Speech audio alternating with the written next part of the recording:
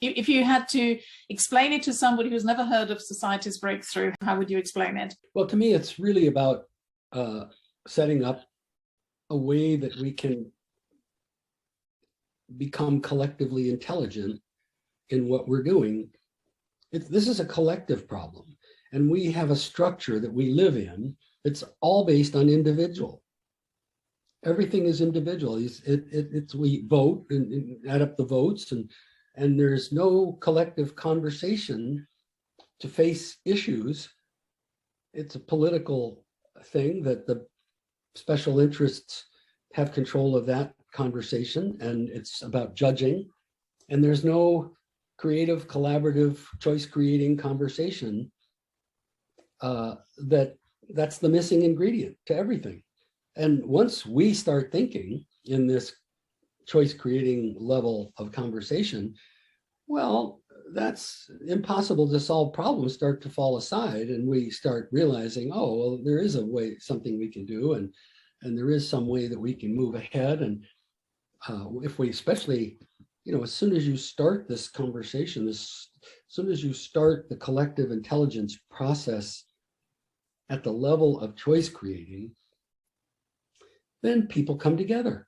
They don't dislike so much one another, and they need differences.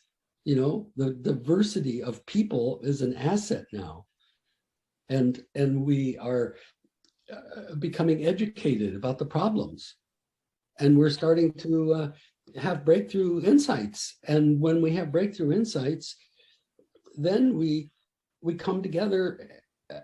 I mean, it's like it changes our energy. Now we're empowered rather than in denial. We can stay in denial as long as we can, but that's not going to work. We have to come and start facing these problems in a way that we have breakthroughs that bring us together, and we feel empowered about what we're going to do, and see something, that an angle on things. And that's what I think the Global Wisdom Council process can do, is set that in motion. And it's achievable. I mean, to do it, I think just a few of us, I don't want there just to be the few of us, but I want to beat the bushes and find the few of us that can get this, that this has to happen. And then with some money and some media support, I think that it's not that big a deal to get it going. And once it's going,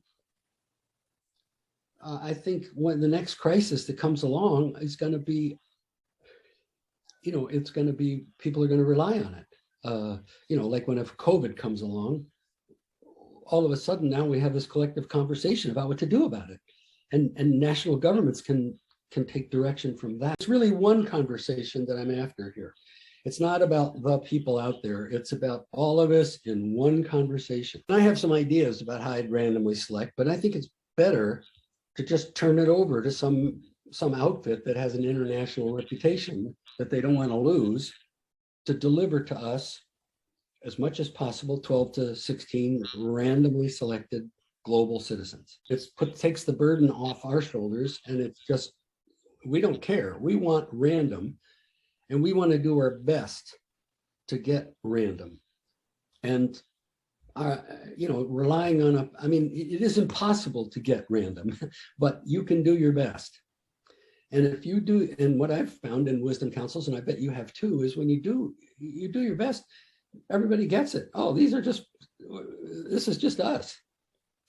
And then what we have is we've created, you and I, the conveners, have created a new symbol of all the people.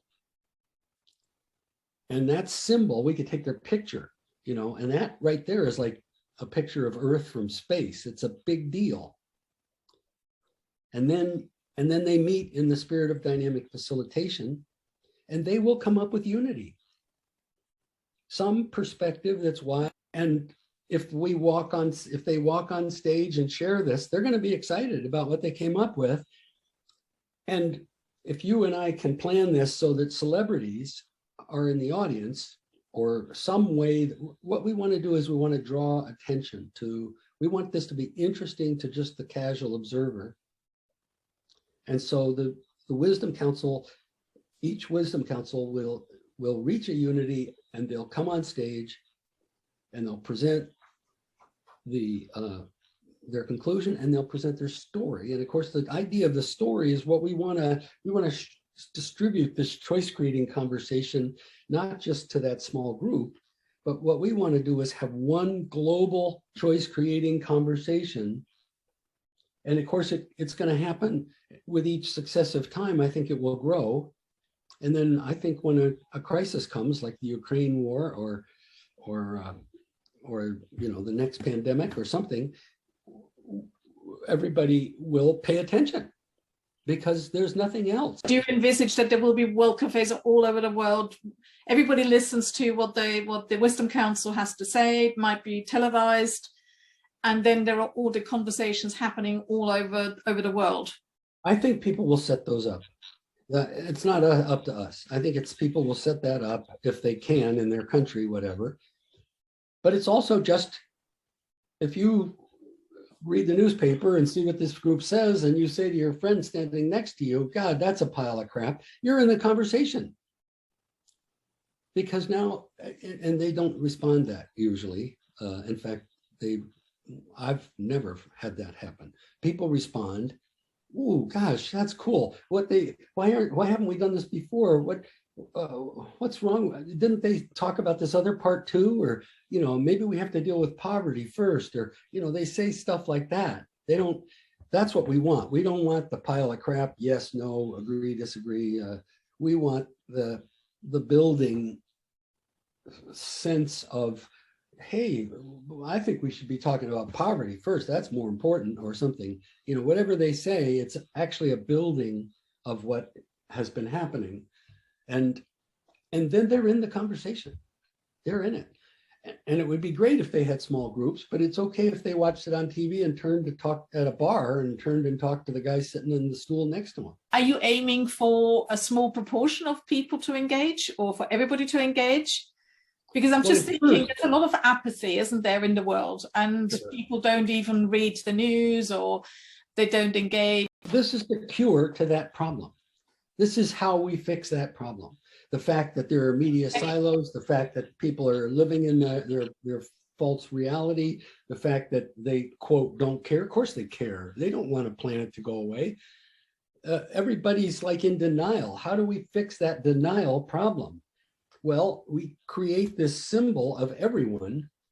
So that really is me there talking. And lo and behold, I surprise myself because we make sense in the end.